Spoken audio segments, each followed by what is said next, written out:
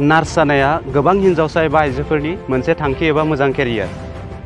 गोबां बर' फरायसुलिफोरजों सावरायब्ला मिथिनो मोनो बिथांमोना बुङो आं नार्स जागोन, आं नार्स फरायगोन। जोंनि बर' आइजोफोराबो गोबां नार्स मावनाय, सोरबा स्टाफ नार्स, सोरबा हेल्थ अफिसार, सोरबा नार्सिं एसिस्टेन्ट बायदि बायदि मावनानै दङ। बिथांमोनखौ नुनानै गोबां फरायसुलिफोराबो इयुनाव नार्स जानो थांखि लादों। नाथाय बिसोरनि गोबाङानो मिथिया माबोरै नार्स जानो हायो।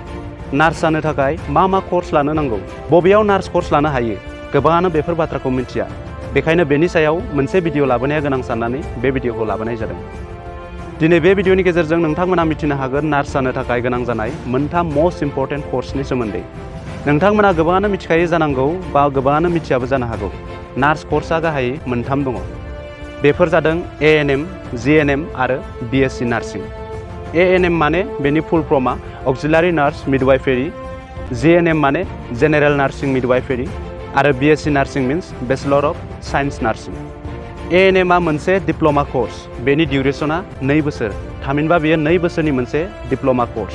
बे ANM कर्सखौ 12 पास एबा हायार सेकेन्डारि पास जानायनि उनाव लानो हायो। जायखिजाया स्ट्रिमनि फरायसाया बेखौ लानो हायो। GNM आबो ANM बादिनो नार्सिंनि मोनसे डिप्ल'मा कर्स। नाथाय GNM कर्सनि डिउरेसना 3 इयार्स, 3 बोसोर। बेयो मोनसे 3 बोसोरनि डिप्ल'मा कर्स। GNM खौबो 12 थाखो पास जानाय फरायसाफोरा लानो हायो। ANM नि रुजुनायाव GNM आ बांसिन बेसेन भेलु गोनां एबा नार्सिंनि थाखाय ANM निख्रुइ साबसिन कर्स। बेनि खामानि एबा जब अपरचुनिटियाबो बांसिन।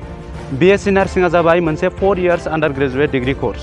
BSc नार्सिं कर्सनि सम एबा डिउरेसना गासै 4 बोसोर। नार्सिं कर्सनि गेजेराव बेयो मोनसे मस्ट पपुलार कर्स आरो ANM GNM निख्रुइ साबसिन नार्सिं कर्स। ANM GNM आ डिप्ल'मा कर्स, बाट BSc नार्सिंआ मोनसे under graduate degree course. BSc nursing बे कर्सखौ लानो थाखाय सासे फरायसाया 12 थाखो एबा 12 पास जानो नांगोन आरो साइन्स स्ट्रिमाव फिजिक्स, केमेस्ट्रि, बाय'ल'जि आरो इंलिश आयदा लानानै पास जानाय जानो नांगोन। थामहिनबा साइन्स स्ट्रिमाव 12 थाखो पास जानाय फरायसायासो BSc नार्सिंखौ लानो हायो। नार्सिं कर्सनि बेलायाव बे मोनथाम कर्सआनो दासान्दि बयजोंबो मिथिजानाय। बे ANM, GNM, BSc नार्सिं कर्सफोरखौ लानानै गोबां सुबुंफोरा सरकारि, private, medical hospital, public health centre बायदिफोराव साख्रि मावनानै दं, नार्स मावनानै दङ। ANM, GNM आरो BSc नार्सिंनि सोमोन्दै आं उननि भिडिअआव गुवारै फोरमायगोन।